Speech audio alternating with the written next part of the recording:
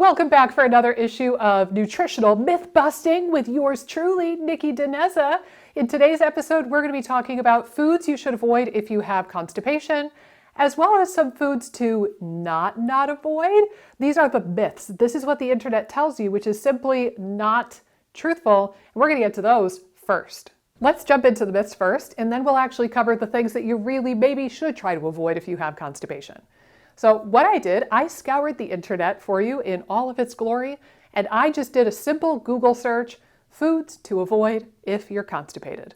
And I looked at what are the top hits on a Google search that you, the end user, the normal person on the internet, might find if you were to Google this particular question.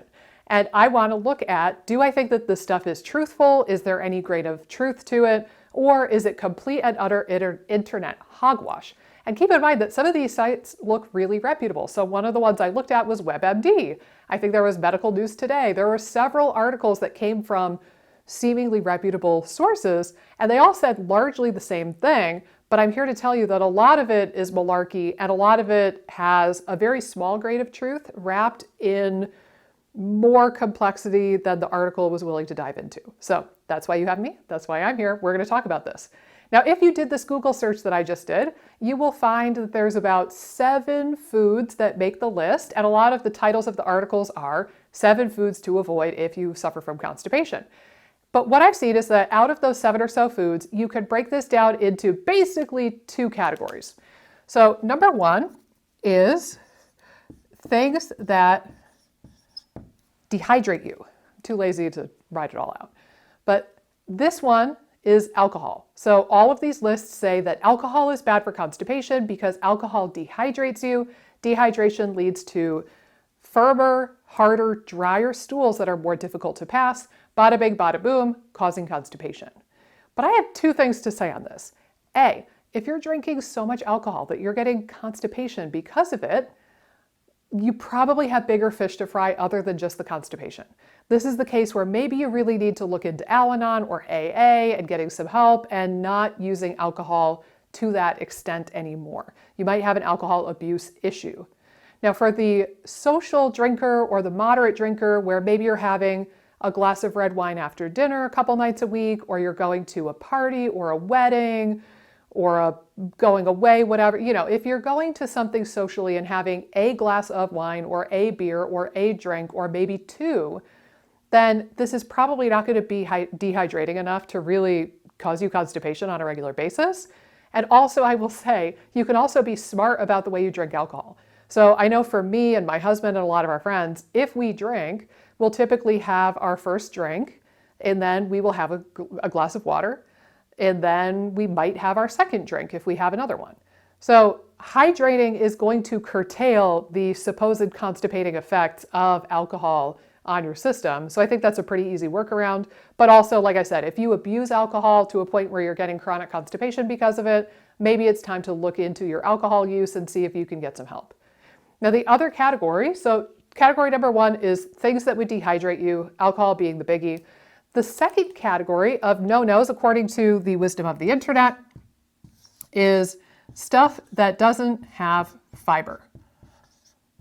There are several foods that make this grouping when you look at these lists online. So this would include things like red meat, eggs, fried foods, fatty foods, processed foods, simple carbohydrates, baked goods, and like white bread. And the logic underneath each and every one of those, when you look this up, is, well, this food doesn't contain enough fiber. We know fiber is important for constipation, therefore, you can't eat these things. But that's throwing the baby out with the bathwater, isn't it? You and I, like this community that I'm building here on our little corner of the internet, knows better. We're not going to look at spinach and say that spinach is unhealthy because it doesn't contain vitamin B12. We know that we're going to eat other foods that contain vitamin B12. Similarly, we wouldn't look at meat and say, oh, well, meat is unhealthy because it doesn't have carbs or fiber. We're going to eat other foods to get our fiber. The whole idea, the thing that I preach here and the thing that I try to preach on our podcast is that diversity is the key. The more foods you eat in moderation on a regular basis, the more bases you're covering and the more blanketed good nutrition you're getting, because you're going to get a little bit of B12 from here, a little bit of iron from here, a little bit of fiber from here, a little bit of polyphenols from here, a little bit of vitamin K from here. That variety is the spice of life here, people. That's all I have to say on this matter. So to say that red meat is bad for your constipation because it doesn't contain fiber, I think is a pretty silly statement. I eat red meat maybe once or possibly twice a week, and I still kill it on my fiber intake every single day. So, I think that, again, there's a slight grain of truth. It is true that red meat and eggs and fried foods and enriched carbohydrates, it is true that those things don't have fiber. But to say that those should be avoided if you have constipation, I think is a little bit silly. Now, I think maybe what they're trying to say in these articles is that the idea of nutritional displacement can be important when we're talking about nutrition. So the idea of if you fill a lot of your calories for the day with a fiber deprived food, like let's say you just ate a plate of red meat. Well, those are calories that you could be allocating to a food that did have fiber. So you're kind of crowding out and using up your calories for the day, and that leaves you less calorie intake to make up that fiber deficit. So I guess over-consuming any of these one items could lead you to have a lower fiber diet. But again, I think baby with the bathwater, people. I don't think that they need to be avoided. So that's what the wisdom of the internet would tell you. I'm going to add another one because Lord knows there's lots of Facebook groups, SIBO groups, IBS groups. You guys chit chat in the comments here on YouTube. And another one that people bring up is FODMAPs.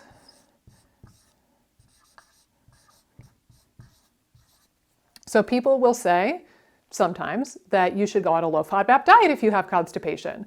And that's just not really well supported in the research from what I can tell. Actually, it's quite the opposite. Even Monash University, the group of people who is researching and developing the low FODMAP diet and the people who educate healthcare providers on the use of the low FODMAP diet, even they are pretty clear in their materials saying, yeah, low FODMAP is better suited for IBS-D rather than IBS-C. And it's better at decreasing things like bloating and abdominal pain. There might be some people who benefit from a constipation standpoint, but they're pretty clear in saying that decreasing osmotically laxative carbohydrates, so things like the FODMAPs that draw water into the bowel and soften the stools, that can cause constipation. And the reduction in fiber on a low FODMAP diet can also cause constipation. So Monash University themselves would actually largely disagree with this idea. So if you've seen that in the internet forums or the Facebook groups or the YouTube comments or a YouTube video other than my own, this largely seems to be a myth also. On the contrary, the FODMAPs can oftentimes help people with constipation because, again, you're giving fiber to the microbiome, you're fluffing up the poops, and you're actually drawing a little bit more moisture into the bowel, which is going to ultimately help you poop. Now, let me switch marker colors, and we're going to get into the truth of the matter. So we dispelled the myths. We no longer believe these things. The internet lied to us. People lied to us. And now let's think about what foods you should actually maybe avoid. And I'm going to put maybe because everything is a little challenge, right? I'm not saying that you eliminate these foods 100% until the day you die. I'm saying try to reduce or eliminate them. Give it a couple weeks or maybe a month, and then try to add it back in and just see how you feel. Maybe you do fine with these things, maybe you don't, but this is a journey of self-discovery, I'm not like some gut health goddess on a pedestal telling you, the people, what to do. You need to experiment with this and figure it out for yourself. But if I had to narrow it down to 2 possibilities on this list of things to actually try to avoid, I do think that sugar is worth mentioning. And a lot of you by this point know that I'm not a super strict sugar avoidant person. I mean, you're going to take dark chocolate out of my cold dead hands and not a moment sooner, to be quite honest. And I think that fruit has a place, and even just bona fide garbage like s'mores and cake and cookies, I think those have a place in a healthy, balanced diet. But I will say that Candida tends to like sugar, genuinely. And Candida tends to like moist, dark, stagnant conditions. It's kind of like a mushroom, right? You get mushrooms and mold and funky stuff in moist, stagnant areas. Well, if you think about constipation through the lens of stagnation, I could kind of see a world where Candida causes constipation for some people. And one of the ways that you can lick Candida, not literally you, is by reducing your processed sugar intake. So I'm talking like white granulated sugar and pastries and sweets. My version of a Candida diet, you could still eat fruit, you could still eat a lot of whole grain carbs, just maybe cut back on the white carbs and the white sugar, and then that should be enough to turn the tides for the Candida conversation. So that is number one. The other one that actually has some research on it is dairy. And I actually have a little bit of my own story here. Verging on TMI, but I share everything with you guys anyway. When I was a baby, I was breastfed for about 6 months, and then I bit my mom's nipple, and she swears up and down, she's like, I tried desperately to breastfeed you after that. I tried to pump. I was hydrating like crazy, and she's like, my breasts just shriveled up. They were done. It was so painful and so scary when you bit me that it was over at that point. So when I was about 6 months old, they transitioned me to a dairy-based formula. And my mom still talks about this to this day, 37 years later. She still says, you immediately got constipated and we had to switch you to soy-based formula. But like they noticed from a very early age that dairy seemed to bind me up and other formula sources did not. And there's been some research in kids in particular with constipation, and oftentimes, not always, oftentimes when they study this, the children's constipation does resolve or get notably better when they cut out dairy. So dairy might really truly be worth looking at, particularly if you eat it all the time. I noticed too for myself, I wish that I tracked things as well as I do now back in like college. But I remember, middle school, high school, I think even college, I dealt with some degree of constipation, but I don't think I knew it was abnormal. And it wasn't until grad school that I developed IBS-D and more of like SIBO-y symptoms at that time. But if I remember correctly, I was pretty constipated, middle school, high school, college. Those also coincide with the years that I was a vegetarian, but I was a lacto-ovo-pescatarian, meaning I ate eggs, I ate dairy, and I ate seafood still. And I will just tell you, looking back at what my diet was, I thought my diet was great and clean and perfect. I can tell you right now, I was very much over-consuming wheat and dairy. I was having dairy until it squirted out my ears. I was having Greek yogurt and cheese and more cheese and sour cream and more cheese every single day. And then I became dairy intolerant for a while there. But I look back now and I'm like, gosh, I wonder if I would have been less constipated if I just scaled way back on the dairy and didn't overconsume it as much. But I was kind of filling a gap in my diet and I didn't know how else to fill it, and I wasn't as health conscious as I am today. So it is what it is. But I will say I have one, possibly two firsthand experiences with dairy contributing to constipation for me personally. And I will add, I'm not lactose intolerant. Like I've gotten to a point in my 30s now where I can have dairy in moderation. I could have an ice cream even, and I'm perfectly fine with lactose. I don't get acute symptoms from it. So I don't think that this really translates to lactose intolerance so much. I don't know if it's like a dampness stagnation kind of a thing from more of an energetic model or what it is, or if it's the casein protein. But out of all of the things that you might see on this list or other lists on the internet, I think that dairy is probably the one to look at. Okay, but can we have a little mini conversation, please, please, please, before you go? So I just did this lovely video, I hope you loved it, about foods to avoid if you have constipation. Because frankly, this is the kind of stuff that people click on the internet. Fear sells, clickbaity stuff sells, so things to avoid, what seemed like a better title. But I would be doing you a great disservice if I didn't bring up the fiber issue. This is the elephant in the room. Fiber is so important for constipation. And here's the kicker before you log off. Only 5% of Americans are actually getting enough fiber, and a whopping 67% of Americans think they're getting enough fiber, but they're actually not. So 67% of you are living in denial. You're living a lie. You think you're killing it on the fiber, but you're not.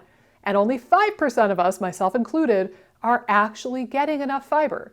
So I challenge you to look at this and really critically assess and track your nutrition and figure out, are you in the 5% club or are you in the club that's living a lie? And it's okay if you're in that club. You're not alone. There's a ton of people in that club. But the thing is that with knowledge, we can do better. We can make changes. We can learn. We can grow. But you need to know where you stand first. There's a free app called Chronometer, Chronometer. It's a free smartphone app. You can also use it on the browser of your computer. But you can log your nutrition, even if it's just for a couple of days, and get a sense for how much fiber you're ingesting. If it's low, if you're not hitting the mark, then you have a huge thing that you can work on as far as your constipation goes. I am continually astonished at the number of people who come and work with me and pay me the big bucks only for me to say, yo, bro, you're not eating enough fiber. And then they go eat the fiber and then their constipation goes away. I mean, I'm not intrinsically adverse to working with these folks and I help them for sure. It's easy money for me, but this is silly, you guys. We need to look at our fiber and take a good, honest look and try to quantify this before we just write off the fiber thing. So I implore you, please, for the love of God, track your nutrition for even a couple of days. See if you're in the 5% that's actually getting enough fiber, or if you're in the 67%, or maybe, honestly, maybe you're in the 30 whatever percent that's like, nah, I know I'm not getting enough fiber, whatever. But track your nutrition, see if you're getting enough fiber, because that is the single biggest thing that you could do for your constipation.